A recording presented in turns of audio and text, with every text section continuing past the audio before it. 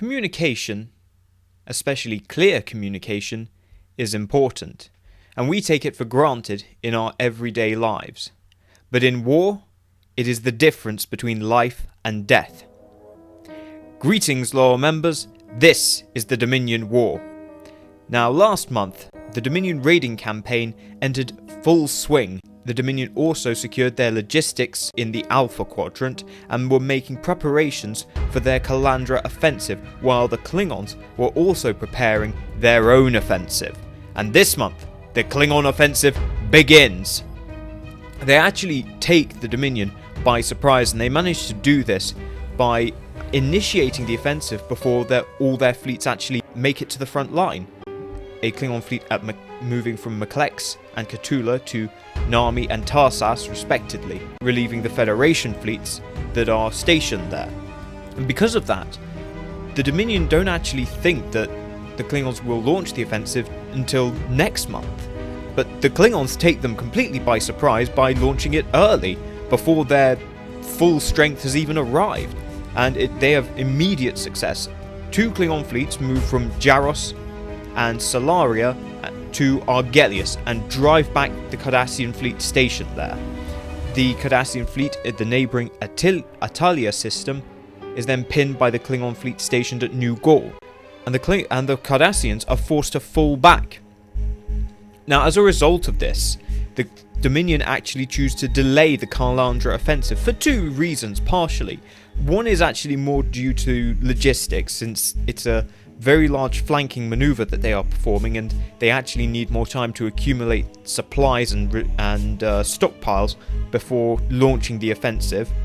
But also they realise that with the Klingons launching their offensive, they're going to be driving Dominion space. They're going to be occupied in one direction. They're not going to necessarily be paying so much attention to their backs, and they're going to be driving themselves further into a Dominion trap. So it is essentially well within the Dominion's interest to actually allow this offensive to continue. Cardassian systems are still not being threatened. They've only retaken some minor Federation colonies. Perfectly acceptable situation. It's going to put the Klingons in a very vulnerable position. Now, that's not the only offensive. On the northern front, the Federation is moving to counter the Dominion raiding fleets. You have a fleet at Tiberian and Denius, as well as a fleet moving from Kobiliad to Tesnia, forming a solid line against the Dominion raiding fleets. However, there are problems. It's actually very difficult to pin down and destroy these raiders. They're operating in small packs and are spread out across a very wide area, attacking from constantly changing vectors. They're also often escaping into the neutral zone or outflanking the Federation through the neutral zone.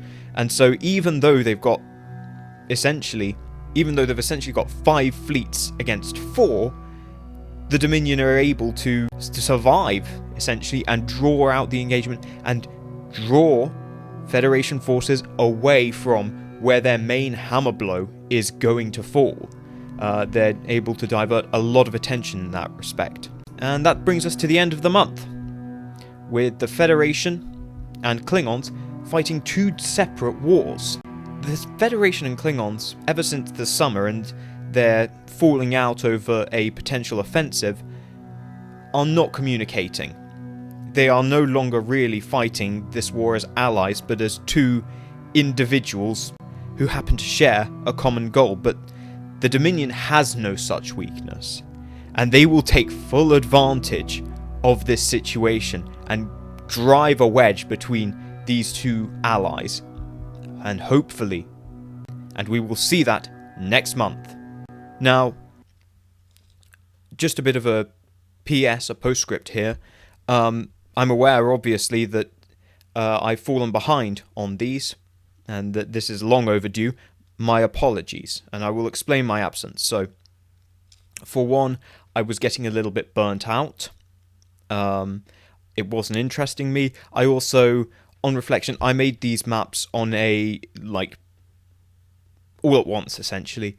And there were some decisions I made when I did it that weren't well thought out. I wasn't happy presenting those. So I went back, redo the maps in a way that I felt was a better, more coherent portrayal of the war. The other aspect, obviously, through October, I did the audio logs, and because of that, any time that I would have had to focus on redoing the maps and doing these logs, I didn't have any.